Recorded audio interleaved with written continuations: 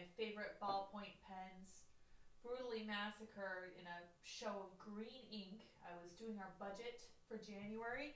Oh, you guys can't hear me. There we go.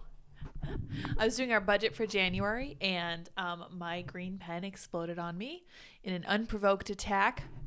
I love these pens. I've never shown them anything but goodwill, and all they ever do is attack me. Oh well, that's okay. I'll survive. Anyway, I'm getting ready for the new year, and that involves a lot of budgeting stuff. I wanted to touch back on our question of the day from yesterday, which was about asylums and what we should do instead of asylums and what we should do now that asylums are gone. And I will tell you right up front that I don't think that we should have gotten rid of asylums, because one of the other things that you could refer people back to is the nursing home issues and the abuse that they had there and all of the neglect that was going on. And you know what we did with nursing homes? We reformed them. We didn't shut them down.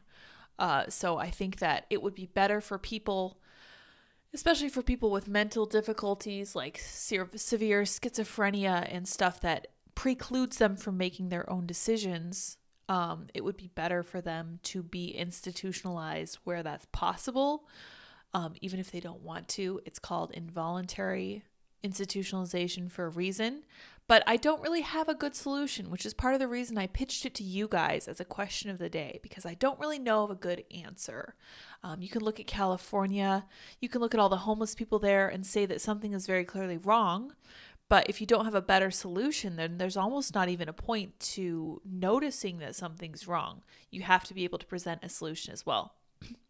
And unfortunately, I just don't have that at this point. So I was hoping my smart viewers would be able to give us some kind of solution to the current institutionalization or lack thereof that we're seeing on America's streets. That we obviously have a severe problem, and I think it can be traced back to lack of institutionalization, voluntary or otherwise. But today we do have big news. There's a breaking story coming down about Andrew Tate, and I really want to get into that. But I want to say right offhand that it's too early to know for sure what happened. It's too early to know if this was a setup. It's too early to know if he's being framed. I don't really have an opinion on Andrew Tate because I haven't heard enough of his stuff. He strikes me as kind of a jerk, but I won't let that color my opinion of him, because he has people on the proper side of, any enemy of my enemy is my friend, that kind of thing. Let's talk about this story right here. This is breaking news from LBC. Anti-feminist social media personality Andrew Tate arrested in Romania on human trafficking charges.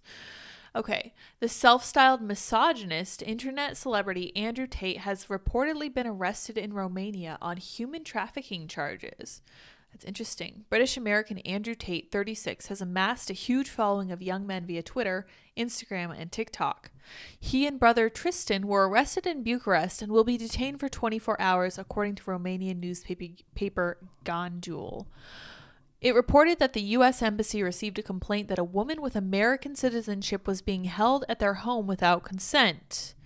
And then they immediately go to this tweet from Greta Thunberg. So, Andrew tweeted the following. Hello, Greta Thunberg. I have 33 cars. My Bugatti has a W16 8.0L quad turbo. My two Ferrari 812 Competitions have 6.5 liters V12s. This is just a start. Please provide your email address so I can send a complete list of my car collection and their respective enormous emissions. Okay, so that's what he said. I will hold my judgment. This is what she said. Yes, please do enlighten me. Email me at smalldenergy@getalife.com. Okay, so I don't know if she noticed this, but when she gave that email address, she was giving it as her email address. So her email address would be smalldenergy@getalife.com, which I don't exactly think is the clapback that she thought it was. But it is intriguing that this arrest happened immediately after he tangled with Greta Thunberg. And he has been known. Okay, so let's read the rest of this article and then we'll look at some of the things that he said in the past about possible arrest. A former policewoman also accused of involvement in the alleged trafficking, has been arrested on the same charges. Former Big Brother contestant Tate has almost 3.5 million Twitter followers. He recently got into a social media spat with climate activist Greta Thunberg. After bragging about the carbon emissions of his supercars, Thunberg replied that Tate had, quote, small d energy. Her roast got almost 3 million likes. Tate has gained further notoriety online for a number of comments about women, including suggesting that they bear some responsibility for being assaulted, an incident for which he was banned from Twitter. A number of campaign groups have criticized Mr. Tate for his views and warned that he was a danger to young men and boys who see his content online, urging the various platforms on which he is active to remove him, and most of them did. Domestic abuse charities have called his content extreme misogyny. Okay, that doesn't mean it's abusive. In one YouTube video, Tate described himself as absolutely a misogynist. He said, "I'm a realist, and when you're a realist, you're sexist. There's no way you can be rooted in reality and not be sexist." That's an interesting claim. In another clip, he said, "I will state right now that I am absolutely sexist, I am absolutely a misogynist, and I have FU money, so I'll say what I want. There is no way you can be rooted in reality and not be sexist." Videos of and about Mr. Tate have also become popular on both YouTube and TikTok. Videos using a hashtag of his name have been viewed more than 13 billion times on TikTok alone. In a statement, a TikTok spokesman said, "Misogyny is a hateful ideology that is not tolerated on TikTok. We've been removing violative videos and accounts for weeks, and we welcome the news that other platforms are also taking action against this individual." Okay, so we know for a fact that TikTok is CCP controlled propaganda, for lack of a better word, because what they show in the US is not the same as what they show in China. So let's just remove TikTok from this equation, because we know that they are bad actors, just without a doubt. The app is being banned in different states. I think Kansas was the latest state that banned it from legislators' cell phones. I can't imagine why somebody would have a TikTok or an app like that on their official phone, but here we are. We live in a far too casual world. So forget about TikTok. I just have to say, being misogynist is not a crime. It's really not. It's almost as not a crime as being racist is, as long as you're not hiring according to these practices. Not an issue. You can hold these views and it's not illegal. It's really not, which is kind of interesting to realize, because the way they treat it in the media, you could easily assume that it actually is a crime to think that women, for example, bear some responsibility for assaults that happen to them. Now, I don't know the context he was speaking in when he said that women bear some responsibility for assaults that happen to them, but I will say that Camille Paglia has said some similar things, and she's not a misogynist, she's a lesbian, she's a feminist, and she's basically the opposite of everything Andrew Tate is, but they've reached the same conclusion. She said things about how you can't actually go down a dark alley dressed in a certain way and expect nothing bad to happen to you. As far as I'm concerned, I find myself, unfortunately, kind of in the same camp as Andrew Tate. This is what I like to call the reality principle. The world operates according to actual reality, not the way you wish things were. Like, you could wish that women would be able to wear whatever they want. But the fact of the matter is that out here in the real world, that's not something that works everywhere all the time. And you do need to be careful. And the fact that you need to be careful isn't going to change because it's not a bad feature of society that there are consequences for your actions. It's just a factor. It's a feature, not a bug. It doesn't mean the world hates you. It doesn't mean the world is misogynist. It just means that, yeah, you need to be careful. And I don't know how to even interact with people who don't understand what I like to call the reality principle, because you can't argue with this kind of stuff. You can pretend you are, and you can try to change language to try to make the argument for you, but it's not going to work. Let's look at this other coverage we have of the Andrew Tate issue. This is a possible interesting development. Twitter user claims Andrew Tate's video troll tipped Romanian authorities. Internet star Andrew Tate has reportedly been arrested in Romania. Tate, who was banned from almost every social media app, I do think that's necessary and relevant information, I'm glad they included it, is known for his pro-masculine brand where he coaches young men and shows off his lavish lifestyle. Yeah, whether he should be a coach of young men, not sure. Lavish lifestyle, I will say the only thing I can say 100% about Andrew Tate is that I don't believe it's the behavior of a top G to be constantly showing off your lavish lifestyle. I don't think that's a mark of contentment where you are. I've seen people who like to show off their fancy lifestyles and the fact that they fly in private jets and do all this cool stuff. These are not content people. These are not people who have fulfilling or wholesome home lives. It's actually an indicator of deep unhappiness in my view, and I don't think it's the mark of someone who truly has it together, which is the image that I think Andrew Tate is trying to convey. But I digress. That's just my 2 cents. Andrew Tate and his brother are arrested in Romania in human trafficking investigation, the Spectator Index tweeted. Alejandro Carabala, not one of my Twitter friends, on Twitter suggested that a video posted by Tate yesterday was how Romanian authorities found him. Romanian authorities needed proof that Andrew Tate was in the country, so they reportedly used his social media posts. His ridiculous video yesterday featured a pizza from a Romanian pizza chain, Jerry's Pizza, confirming he was in the country. Not only did Greta Thunberg destroy Andrew Tate with her tweet, she definitely did not. She made him so angry he inadvertently tipped off Romanian authorities of his presence in Romania with his lame comeback video. I will say that if Andrew Tate made a comeback video to get back at Greta Thunberg, that was a very poor choice. It's always best to ignore bad publicity like this. It's always better when you're being roasted to just kind of let it go. And I don't think this was the right approach, but it's what he did. And that is kind of interesting that you can see here Jerry's Pizza. That's fascinating. Well, I wish that I could open up this tweet, but unfortunately, Alejandra is one of those people who really likes to use blockchains, which means even though I've never interacted with Alejandra, I've been put on a list and I'm officially blocked from viewing their tweets or interacting with them. I'm not sure who I followed to get that response from them, but here we are. Doesn't matter. No big deal. We can still see it here. Carabala also included the following screenshot. This is from Gandul, the Romanian newspaper mentioned before. The investigators waited for the Tate brothers to return to Romania. For 9 months, anti-mafia prosecutors put together all the evidence taken from the Tate brothers' villa and found that from the video chat studio in order to be able to prove that the accusations made during the hearings by their alleged victims are real. Sources close to the investigation stated for Gandul that shortly after the completion of the computer expertise, the authorities waited for the right moment to catch the Tate brothers, who were always out of the country. After seeing, including on social networks, that they were together and in Romania, the Dicot prosecutors mobilized the special troops of the Gendarmerie and descended by force on their villa in Pipera, but also on other addresses. Very interesting. Although not financially related, it appears Andrew Tate and brother Tristan arrested in Romania in human trafficking probe, according to BNO News. And someone adds the commentary, upset the elites and they will ruin you. A December 29th report, initially from Romanian outlet Libertatea, claimed that Andrew Tate's home in Pipera had been raided by Romanian police in relation to the abduction of 2 girls.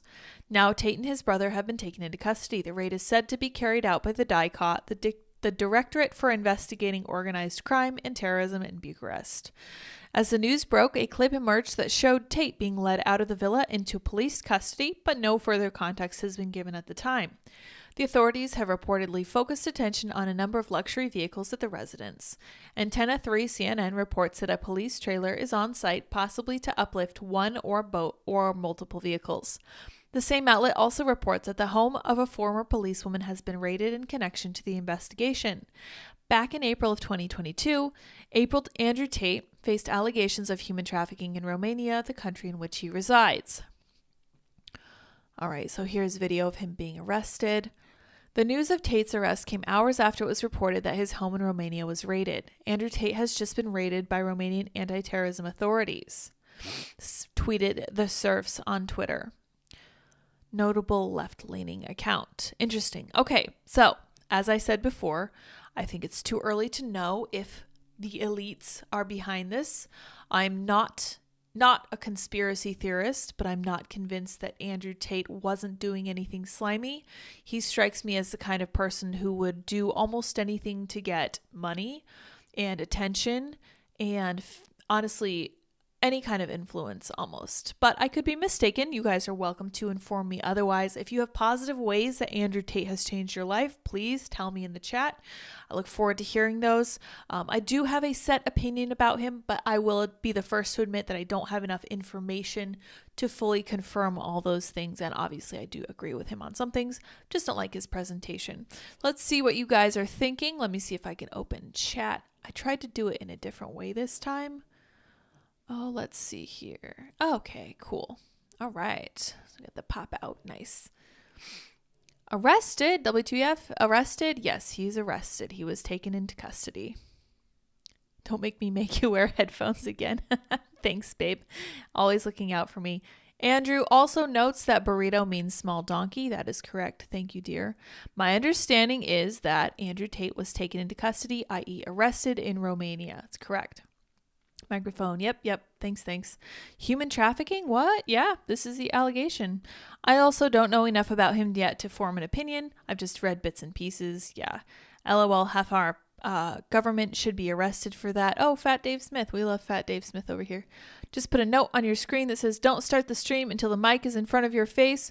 That won't work because I have like a zillion sticky notes here. I have way too many. I have one with insurance information. I have all sorts of stuff for podcasts. I have too many notes. My problem is that my microphone's in the way when I'm doing other stuff, and I do so much other stuff at my desk because it's also my work desk. Such a pain. Patch the like button. Yes, correct. Thank you. Appreciate it. Let me pin that message. It's very important. Tate should replace The Rock as action hero in the movies. Questionable. I am big, as in big height, weight, and feet, and so on. Fat Dave Smith. I am curious if he looks like Dave Smith. I do follow him on Twitter recently because I was curious. Yeah, I think I follow him on Twitter. I saw a few tweets from him where I was like, this guy is nothing but like attention seeking. Like he banks in attention paid to him, negative or positive. And it kind of surprised me that he made a comeback video for Greta Thunberg when you'd think he would know how to handle negative press. Feminist Liz. I don't know who Liz is. My name's not Liz. Good afternoon, Lids. I do not have an Andrew Tate. I did not have Andrew Tate getting arrested for human trafficking on my end of 2022 bingo card for sure. Yeah, I didn't either. Kind of interesting. And he... Like I said before, being a misogynist really isn't a crime. Being generally kind of unpleasant isn't criminal. It just means that maybe you don't like that person. It's not a big deal. It's not the end of the world. And I am really curious what happens with this. I don't think he's going to remain in custody since they've got him for 24 hours. I'm blocked too. Yeah, Joseph says he's blocked, and I'm assuming by Alejandro Carabala. They're an activist who likes to be active from behind their ivory tower dome against people they don't like, apparently. No, chat is not censored, 100%.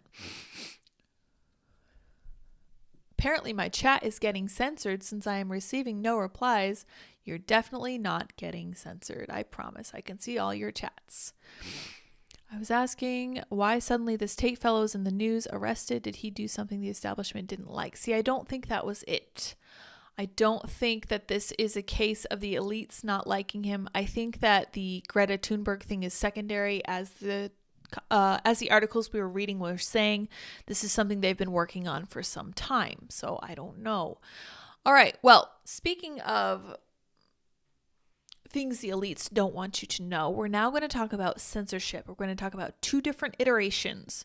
We're going to talk about some directly from the New York Times, and we're going to talk about some from Rachel Levine. So I hope you guys are buckled up, buckaroo. All right, here's the chat. We already saw that.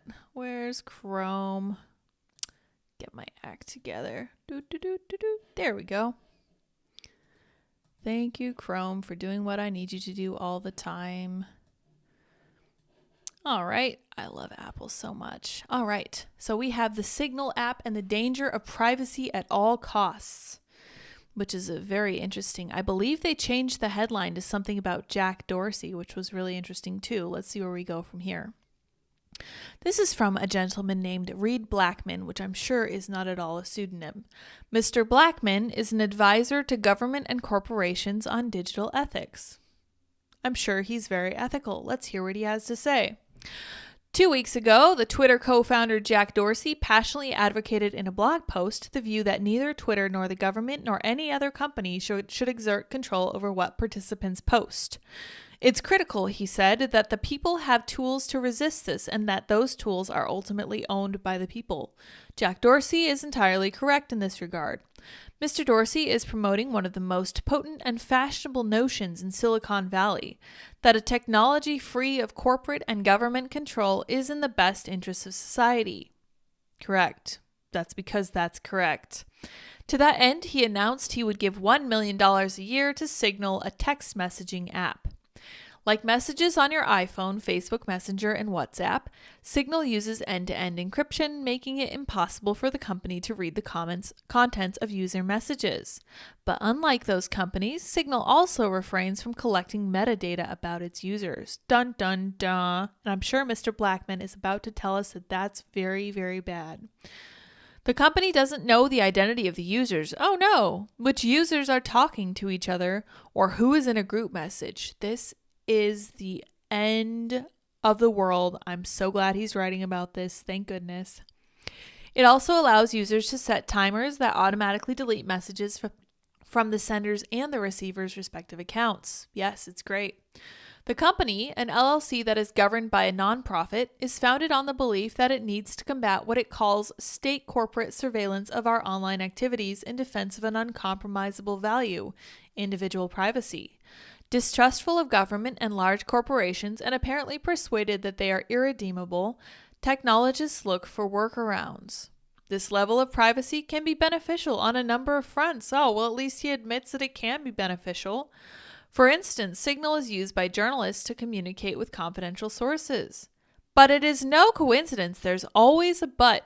It is no coincidence that criminals have also used this government-evading technology.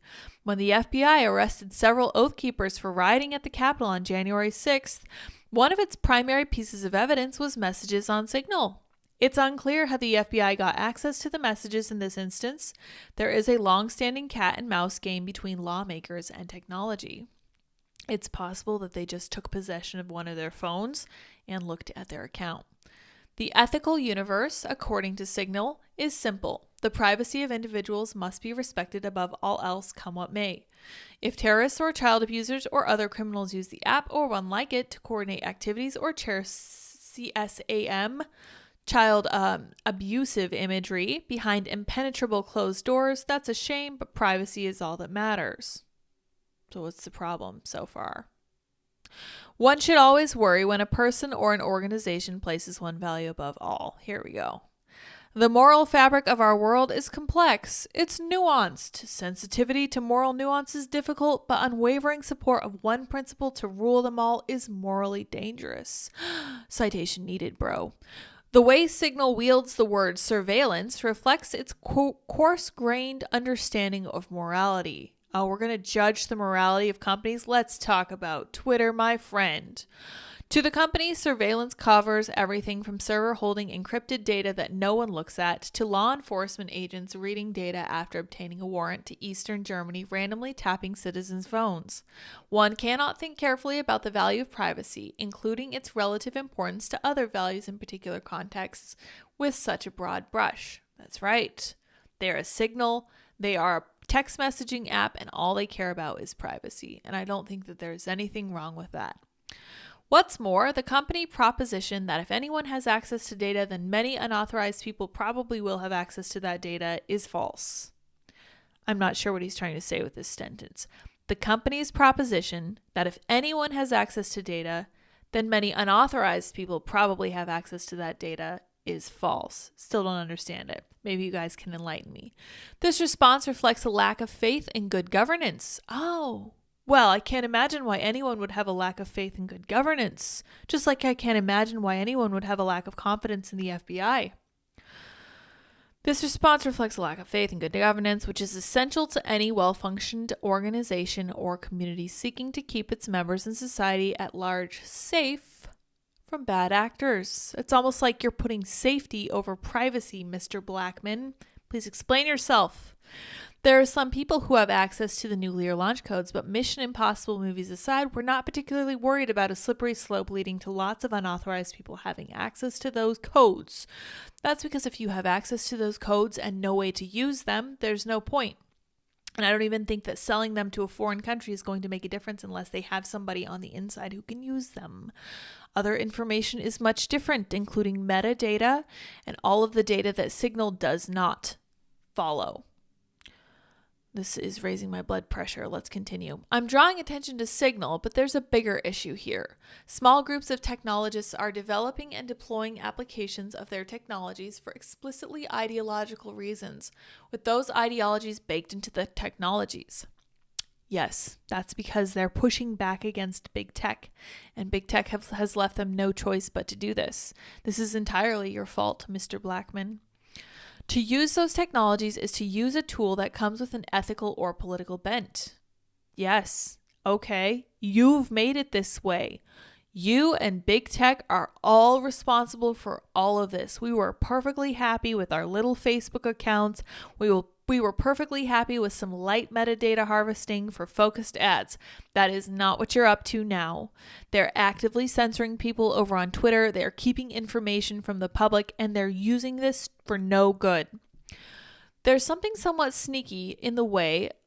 But Signal embeds, Signal is pushing against businesses like Meta that turn users of their social media platforms into the product by selling their user data. But Signal embeds within itself a rather extreme conception of privacy, and scaling its technology is scaling its ideology. Yeah, privacy is important. Gathering metadata isn't good. It's not that complicated. Signal's users may not be the product, but they are the witting or unwitting advocates of the moral views of the 40 or so people who operate Signal. Okay, so this man is setting his sights on a company that has 40 employees, 40, whose main focus is privacy, and he still doesn't think he's the bad guy. I find that extremely interesting.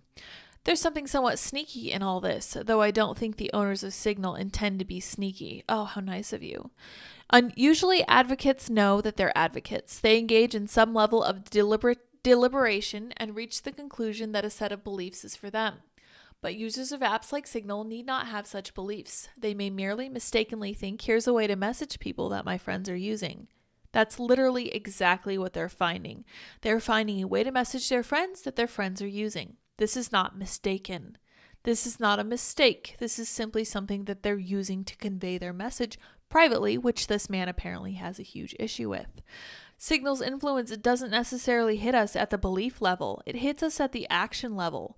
What we do, how we operate day in and day out. In using this technology, we're acting out the ethical and political commitments of the technologists. Very interesting that he thinks that way of technology. I wonder what he thinks about Twitter and the Twitter files. Perhaps the technologists are right that big tech and big government cannot be trusted and are beyond repair. Still, that wouldn't settle whether the technological solutions and the people who create and deploy them are any better. That's fair. If one of the complaints about big tech and big government is that they are insufficiently accountable for their misdeeds, can we not levy the same critique against these technologists? No, because their only hill to die on is privacy. That's all they care about. That is not the case for Twitter. It's not the case for Meta. It's not the case for Twitter. It's not the case for any of these other companies. They view themselves as publishers, not platforms. Signal views itself as a platform, and their only focus is privacy. The simplicity should help, but apparently it's not. It's true that the crowd at Signal aren't government officials. Oh, good. And they don't work for Fortune 500 companies. It's nice that they're not members of the government, because that's exactly what was happening at Twitter with Jim Baker and the crew over there. They're a small group of people who govern these powerful tools, and they are not accountable in the way that, say, a democratically elected government is. This is the first time I've actually been infuriated by a New York Times opinion piece. Usually they're just stupid, but this one strikes me as actually being evil. Whether law enforcement should tap our phones on the condition that a warrant is obtained is at the very least worthy of public discussion. Sure. Signal has unilaterally decided for us all. Are you using Signal, Mr. Blackman? Is that what's going on here? Because it sounds like every single person in the universe is using Signal. We know that's not true. I am not convinced we are really getting more freedom and for the people by way of our technology overlords. Instead, we have a technologically driven shift of power to ideological individuals and organizations whose lack of appreciation for moral nuance and good governance puts us all at risk. Well, if you want to call what Twitter did with, for example, child porn, moral nuance, then I think you can make that case. But otherwise, you should probably sit right down when it comes to that kind of stuff. I don't want to hear it. Reed Blackman is the author of Ethical Machines and an advisor to government and corporations on digital ethics. Yeah, which government?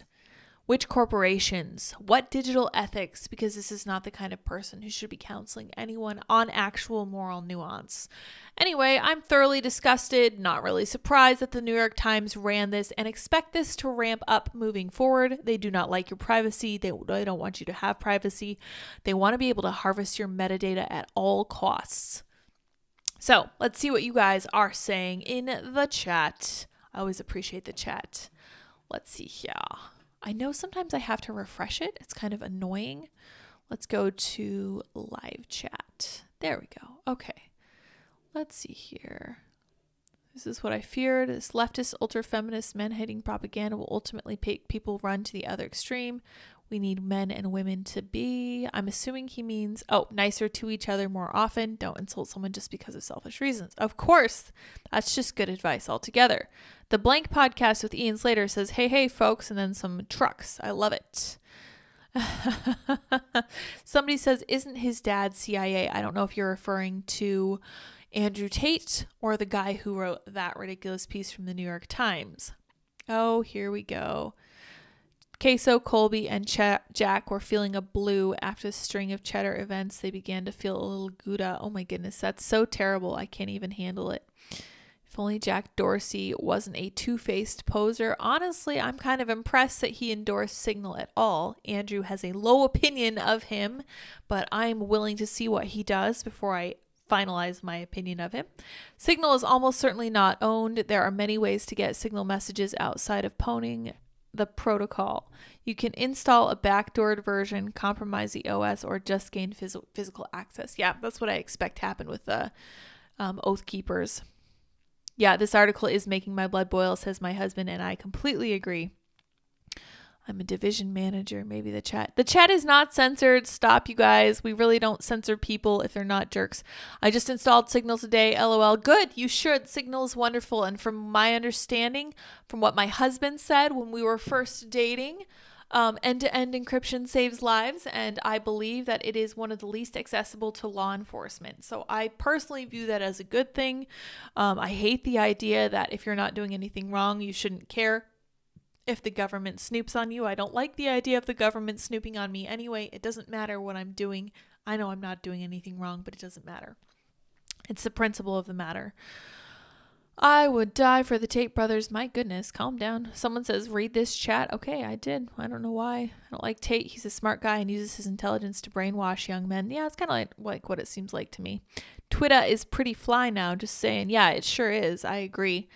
Used to use WhatsApp, but apparently that wasn't actually secure. That's right. WhatsApp is, I believe, just part of Facebook. So they were just being able to read people's information right from there, which is not any better than just using Facebook Messenger or whatever. Oh, let's see here. Okay, no super chats yet. Thank you guys for joining me. I always enjoy our weeknight chats. Okay, so there's another form of censorship that I want to look at, and it's similarly insidious, although it's coming from a different angle. We're going to talk about Rachel Levine. Rachel Levine targets transgender heresy for big tech suppression. And this is actually what's happening because it is a form of a religious experience to be part of this political movement. This is on the level with heresy, and it cannot be allowed as far as like big tech goes. And here's Rachel Levine, truly beautiful. Dr. Rachel Levine, a man who identifies as a woman, urged doctors at state medical boards to pressure big tech to stifle medical misinformation right after he declared that there is no scientific or medical dispute about the benefits of using experimental drugs and surgeries to force male bodies to resemble female bodies or vice versa. I would like to add, just in case this article does get into it, that Rachel Levine recently commented that they were very glad that they had their children before they transitioned, because if they had waited until after, they would not have been able to have their children, which is probably one of the single most damning things that a trans activist can say. That's literally just saying you shouldn't transition until after you have kids because this functionally sterilizes you. So I just thought I would throw that out there. Levine, the Assistant Secretary of Health at the Federal Department of Health and Human Services, presented an extremely dubious worldview as the established position of science and acted as though no rational person would dare dissent. We know that's not the case. His worldview posits that many biological males are actually female and vice versa, and that these people are likely to commit suicide unless doctors pump them with drugs to delay puberty, introduce a hormone disease into their bodies, and perhaps even remove their healthy body parts and reshape them into facsimiles of the opposite sex's organs. Levine, who graduated from Toulon University School of Medicine, said that any dispute about the value of such treatments constitutes dangerous misinformation that must be purged from social media. Support for such digital censorship arguably amounts to a modern inquisition into suppressing heresy against the transgender worldview dressed up as a sign in scientific language to appear professional. Levine supported online censorship in a virtual address to the Federation of State Medical Boards in May in a special about the COVID-19 pandemic. The speech has attracted renewed attention online in the past few days. After addressing medical misinformation related to the pandemic, Levine turned to another area of substantial misinformation that is directly impacting health equity in our nation, and that is the health equity of sexual and gender minorities. I just like to highlight the expression health equity one more time. There is a substantial misinformation about gender-affirming care for transgender and gender-diverse individuals. We in this nation face an onslaught of anti-LGBTQI plus actions at the state level across the United States, and they are dangerous to the public health. They target and politicize evidence-based treatments that should be considered the standard of care and actually aim to criminalize medical providers, including physicians providing care to their patients. I have to say that I hate the term gender-affirming care. You're not affirming someone's gender by telling them that they were born in the wrong body. You're not affirming someone's gender by telling them that they are the wrong gender.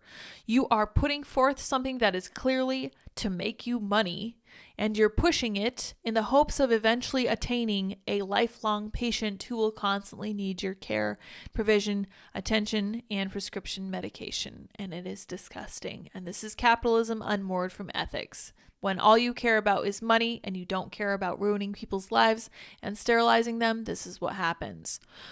The positive value of gender-affirming care for youth and adults is not in scientific or medical dispute, Levine claimed. That's not true. We all need to work together to get our voices out in the front line. We need to get our voices in the public eye, and we know how effective our medical community can be talking to communities, whether it's at town halls, schools, conversations with others, and we need to use our clinicians' voices to collectively advocate for our tech companies to create a healthier, cleaner information environment. How do you expect to cleanse the information environment, Rachel? The Department of Health and Human Services did not respond to the Daily Signal's request for comment on how Levine responds to criticism and whether they stand by their call for censorship.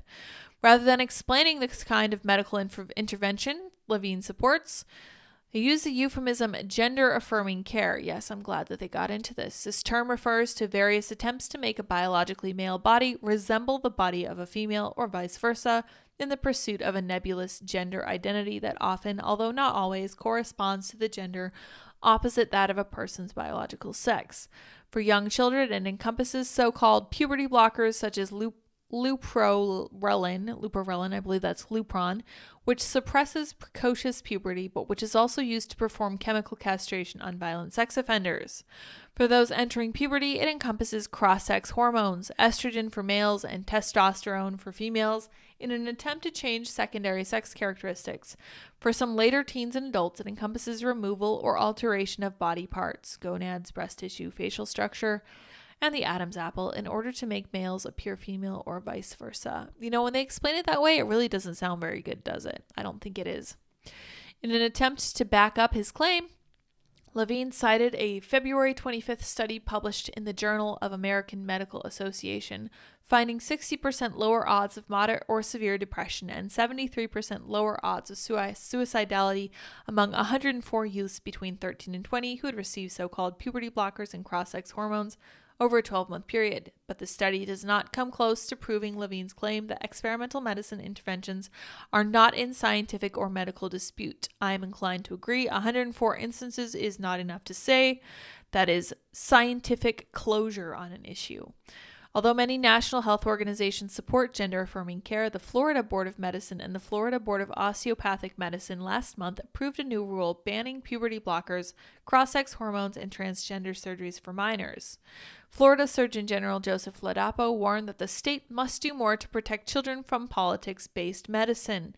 Otherwise, children and adolescents in our state will continue to face a substantial risk of long-term harm. While some professional organizations, such as the American Academy of Pediatrics and the Endocrine Society, recommend these treatments for gender-affirming care, the American Academy of Pediatrics is a very ideologically motivated organization. Ladapo says the scientific evidence supporting these complex medical interventions is extraordinarily weak. The Florida Department of Public Health determined in April that systematic reviews on hormonal treatment for young people show a trend of low-quality evidence, small sample size, and medium to high risk of bias. It cited an International Review of Psychiatry study stating that 80% of those seeking clinical care will lose their desire to identify with the opposite sex. In fact, one of the interesting things that happened recently was that the Tavistock Institute, which is in the UK, they came out with they did research that showed that a majority of children going through a transgender phase are just that. They're going through a phase, and they ultimately decide it's better to not go through with these operations and treatments. And they closed, I believe Tavistock closed their doors altogether because they were starting to notice that this wasn't working in people's favor. And I believe they were afraid of being sued, as they should be. I honestly hope that by the time this is all over, these doctors are sued into the ground for their actions because they are absolutely unconscionable. Many people who mutilated their bodies in the pursuit of a transgender identity have spoken out against the cult that ensnared them. I'm a real live 22-year-old woman with a scarred chest and a broken voice and a 5 o'clock shadow because I couldn't face the idea of growing up to be a woman. That's my reality, Kari Stella said in a disturbing YouTube video. Other detransitioners have supported the states that have banned drugs that would stunt and potentially sterilize minors. I believe every state needs to pass a law that protects our youth in this way. Chloe Cole, a woman who desisted from a male gender identity, said about the Arkansas law. Is it indeed compassionate to encourage people an identity that is false to remove a person's physical body? Would it be compassionate to tell an anorexic girl who wrongly thinks she's fat that she's right to starve herself? Would such a treatment for anorexia be right if major medical institutions endorsed it? And of course, the answers to these questions are no. We would never encourage this kind of delusion. And this is kind of what I was talking about yesterday with the ketchup popsicles. If anybody else were presenting such clear symptoms of delusion and hysteria and madness, mania, we would not be encouraging it. We would be encouraging them to seek treatment for what is clearly a mental condition. It is not misinformation to question the value of treatments that will leave children stunted, scarred, and infertile, especially when such care aims to reverse the biological sex written in the DNA of every cell in a person's body. Yet Levine's transgender worldview, will not brook heresy, and he aims to enlist doctors to pressure big tech to silence anyone who would dare criticize the experimental treatments. Perhaps he's terrified to hear that he himself might be misinformed. I really think that's actually what's at the heart of this. I think that if this were ever to be undermined in any way, all of these people might be forced to realize that they made the wrong choice. And not only did they make the wrong choice, that they're actively encouraging young people to make the same wrong decision, which would be absolutely devastating, I think. I have a great deal of sympathy for people who push ideas that turn out to be wrong. And this gets back to what I was talking about yesterday about the concept of anchoring yourself in truth. Because if you don't, you're going to be tossed along. It'll be a little bit like a river. You're tumbling down. You're tossed around to and fro. You never know what's actually the case. And you never know what's right to pursue for people. Oh my gosh, go away. Remind me later. So I think the reason that they need to restrict speech about all of this trans stuff is so that I think they feel guilty. And I've said it before and I'll say it again. I think that guilt is a huge driver for a lot of the problems we see in the modern world. I think that guilt is never addressed, and it becomes such an underlying force that people almost have to deal with it, but not really, because it's never spoken about. It causes a whole host of issues. It causes an arrogance when it comes to ideological wrongness. It causes, especially in the case like they're talking about with Rachel Levine, if it turned out that they were wrong about their gender transition and that they were not, in fact, in the wrong body, then it would devastate them. It would crush their whole worldview, and that is because their worldview is not anchored in reality. So I think that it's kind of telling that they want so much to censor all of these ideas. That tells me that, kind of like Alejandro Carabala, they know that they can't withstand even the slightest argumentation. So they tend to censor people. And this is always the case when an argument can't withstand the force of a divergent viewpoint. And that's why we have free speech. And that's why we cannot let censorship win, because when you get bad ideas like this, the first thing you have to do is drag those bad ideas out into the town square and get some light on them and get them debated. And you want to know the truth. So you want to exchange all of these ideas. Now, if they're as strong, if they're as scientifically provable as Rachel Levine says they are, no problem. If they were totally scientifically factual, there would be absolutely no issue with proving any of them. But Rachel knows that's not the case, and that's why the show of weakness is going to continue until we actually find some truth. And I'm really not going to hold my breath as far as truth from the trans movement. I don't think they're likely to come up with any actual reality over there, but I guess I could be wrong. I could be pleasantly surprised. Let me see what you guys are saying in the chat, and then we'll wrap it up here. Let's see here. Free Tate. Oh, I see. Okay, Free Tate. All right. Tate was arrested for not supporting Ukraine. Excuse me? I don't know that that's true. I'd be curious where you got this information, and I don't like being called names, so I'm going to put you in a timeout. Timcast is lacking. Your show is also lacking. You should gather Seamus, Jack Murphy, and Ethan Klein for a viral shitcast. I don't think I'm going to do that. I would love to have Seamus. Seamus is awesome, and I never had anything personally wrong with Jack Murphy. I think people can do whatever they want behind the scenes. Ethan Klein strikes me as not in good faith, so I think that, honestly, it might be best for him to engage with somebody like Tim. I think that would be really good because Tim will really put people through the ringer. What is going on in my chat today? I don't know what's happening. They equals he. Yeah, I refer to Rachel Levine as Rachel, first name. I don't use people's preferred pronouns. I use their pronouns that they were identified with at birth. Could you buy Logan Paul's zoo coins and get rich quick? Just saying. Logan Paul, I've heard, was going to fight Andrew Tate. I believe that's the case. You guys correct me if I'm wrong. But I thought that would be hilariously amusing. I think that would be great.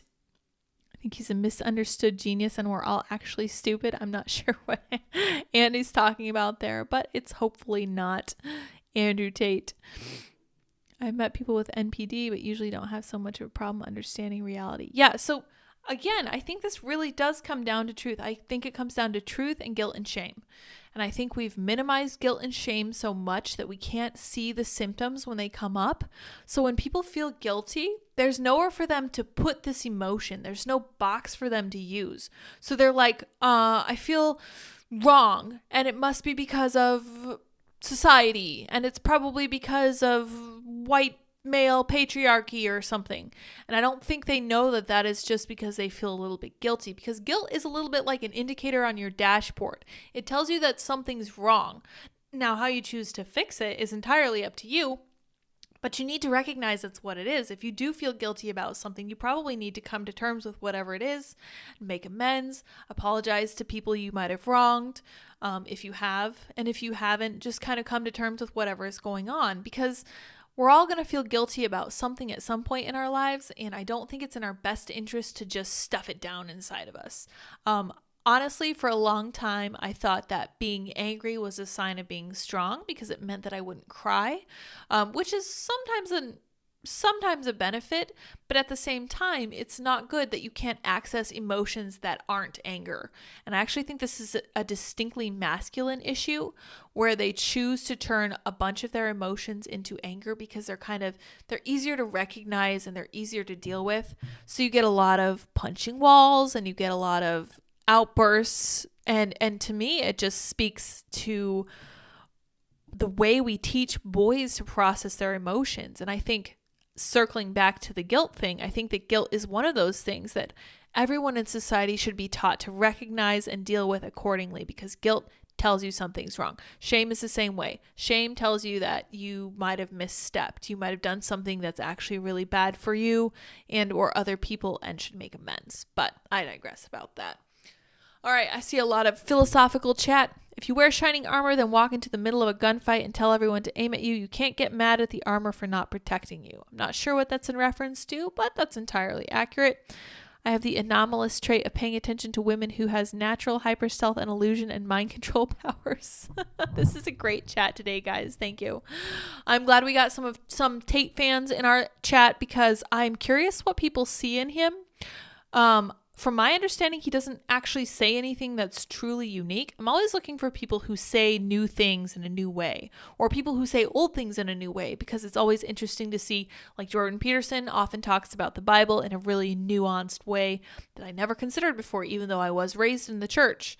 So I'm curious what exactly Andrew Tate has said that's different from the usual and what makes him special. I guess that's what I really don't understand. No super chats. Oh, I do have a super chat. Awesome.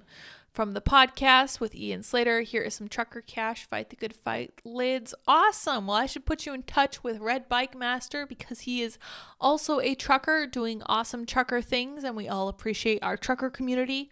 I know that they can make good money over there. I know that they're doing absolutely crucial work. When my grandparents were preparing for an apocalypse, it was for a trucker strike, not for a meteorite strike, because they knew how important truckers were to the functioning of the U.S. The entire infrastructure relies on truckers. And within just a few days, we would all be out of food if it weren't for truckers. And that definitely bears repeating, as people like to try to shut truckers down like we saw in Canada. And I think that we need to respect them a little bit more. So today we talked about Andrew Tate getting arrested. We agreed that we don't really know enough yet. Interesting to see some Andrew Tate stands in my comments. It's always a good time.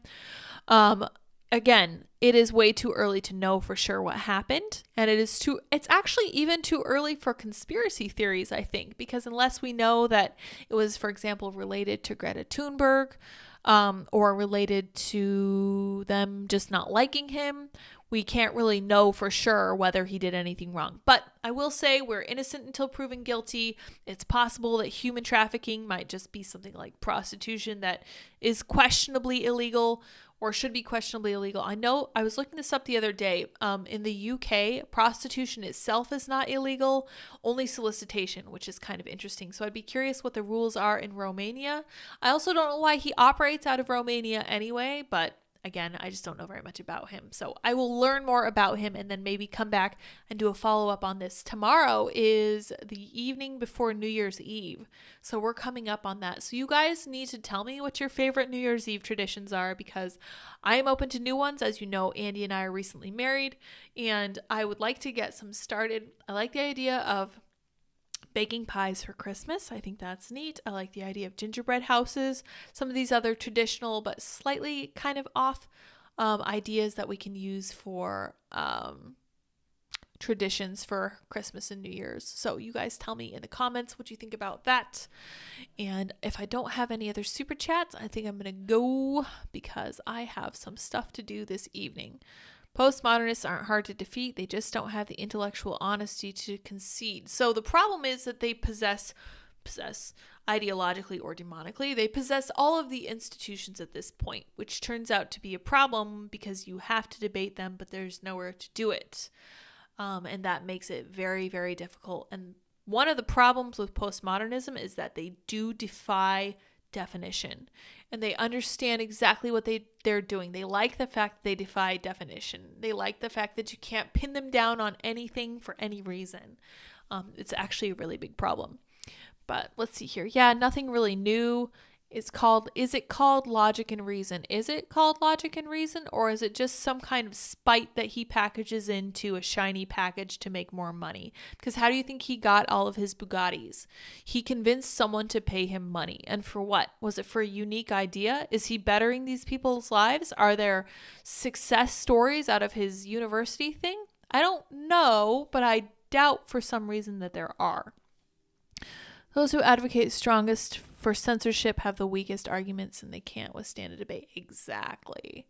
Tate is great at pointing out flaws in people's thinking. He sounds like Kevin Samuels when talking bluntly to women. He's very pragmatic in his political discussions, very well educated. My issue with like Fresh and Fit and Andrew Tate is that they bring in women who are low quality. These women have body counts in the hundreds. They have zero qualms about taking a man's money. Like Cardi B, they would happily drug a man and take his money. Absolute bottom of the barrel individuals, honestly. And then they're like, oh, I got a slam dunk on that woman. And it's like, yes, anyone could. Literally anyone could. These are very low quality people. I don't think it's a win to get one up on these women. And I don't like when like Fresh and Fit brings these women in and says, oh, look at this. This is why we're misogynists. Look how horrible they are. I'm like, yeah, they're horrible. You went out and you got horrible women. You went fishing in a cesspool and you came up with turds. And I don't know why that surprises you. It doesn't surprise them though. This is their recipe, because if they brought in high quality women, they would easily be able to dispel the arguments that they make. Like, for example, I would say I've never married a guy for his money. I've never considered drugging a guy or doing any of these stuff that these women do. But for whatever reason, they think that this gives them a W. And it kind of makes them look less than, it doesn't make you look top G when you bring in a bunch of gutter trash, for lack of a better word. These women who are painted up, made up, nails, short dresses. You know the kind of person I'm talking about. They are women who buy fully into feminism. And I do agree that they need to be called on the carpet, but at the same time, I think you'd be better off targeting the ideas that they espouse more than the individual women. I think that would be more effective. Scott Adams was saying AI will be rejected because the math says there are practically no good men or women. Interesting. I did not hear that. I do like to listen to Scott Adams, but I thought Tate was rich before from other things. From my understanding, he was running like a phone sex ring. It was very strange information that I found. Everything he does seems just so slimy, and I have a hard time viewing him as any kind of a role model, but anyway, I digress. Like I said, I don't know enough about Andrew Tate to really pop off about him. I just don't like when they bring in low-class ladies of the night, if you will, and then they act like, oh my gosh, they scored some kind of huge win over them because those women turned out to be money-oriented, calculating, shallow, vapid. Yeah, that's exactly what you should expect from that kind of person. Tate has a chess background and is pretty good because of his father. In chess, the only way to get good is to think several steps ahead. And if you think farther along than your competition, you win. Okay, so I have an issue with that because if it's true that he was arrested because he made a clapback video and included a pizza box that put him into the country that he should have known was looking for him, he really wasn't planning too far in advance and he wasn't thinking through what he was doing. But again, all right. Cool. Thank you guys so much for joining me this evening. This has been a really fun chat. I've enjoyed engaging with you all. Thank you all. And feel free to tweet at me with any interesting Andrew Tate clips. If he's actually said anything truly profound or meaningful, then I think that we can have that conversation later. And I am very curious what happens with this case. Could turn out that it was just the elites against him this whole time. Excuse me. And he does have Greta Thunberg and Alejandra Caraballo, I don't know how to pronounce that person's name, against him. So it's possible that, everybody is just terrible and sucks and nothing good will come of this. But we'll see. We'll hold our judgment. We'll see what happens for sure. Stop looking for heroes, Tate included, Knight. Yeah, I don't think that anybody should use Andrew Tate as a hero. I think you should use original thinkers and positive speakers and people who have an overall sound view of humanity in general as role models, for sure. Andy says, let's see here. I'll read the next $20 super chat into the mic with a Jordan Peterson accent. No, you won't, dear. I don't think we have any $20 plus super chats anyway, so that's okay. Nice try, though. All right, you guys, thank you so much for your time. I will see you all tomorrow. Until then, bye, guys.